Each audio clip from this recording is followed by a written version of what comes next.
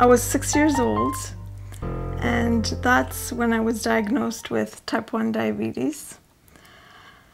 And then shortly after that, I got hypothyroidism.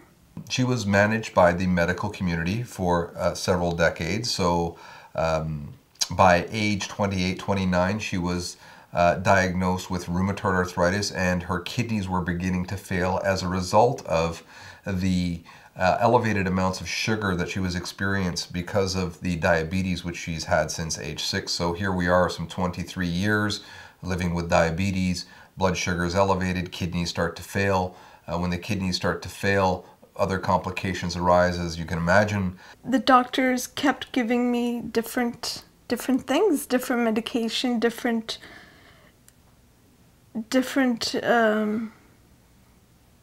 medicines that just, the list was on and on and on, and none of them worked. At that point, she was also put on well over a dozen medications, prednisones, statin medications, aspirins, ramipril, which is an ACE inhibitor for blood pressure, Cipro for infection, Fosamax for bone density, and a host of other ones.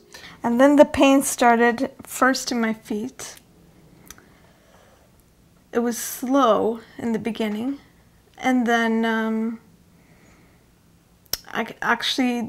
there was one day that the pain was so bad I was up all night, and I didn't know what this was. And what ensued was gangrene. And gangrene, as every medical professional knows, is a very, very serious condition. There was nothing else they could do for me. The only thing was amputation. That was the last thing they told me was you're gonna lose your feet, your toes, your hands, your fingers. The medical community did everything they could, and they did a pretty good job at trying to keep her alive. And fortunately, I was teaching at a nutrition school, and she was one of the students, and we started talking, and she decided to come on board. And we went through my whole medical history, everything I took, everything I was doing, everything I was eating. It was a very long appointment. There was a lot to say. Once we received all the data, we started to put together a nutritional protocol to get her back on track. He changed my whole diet, everything I was eating. He changed. I had to do colonics, another thing. I had to take all those supplements to try to rejuvenate my fingers and my feet. And it was a lot of supplements because I knew that I needed those supplements. Day by day, little by little, we used many different nutrients to regenerate nerve, and many people out there will say, well, it's impossible to regenerate nerve. You'd think so, wouldn't you? But nature has many, many options. It took a lot of strength, a lot of patience. It took a lot of patience, but with each protocol, with each time I went to see him, the symptoms got better.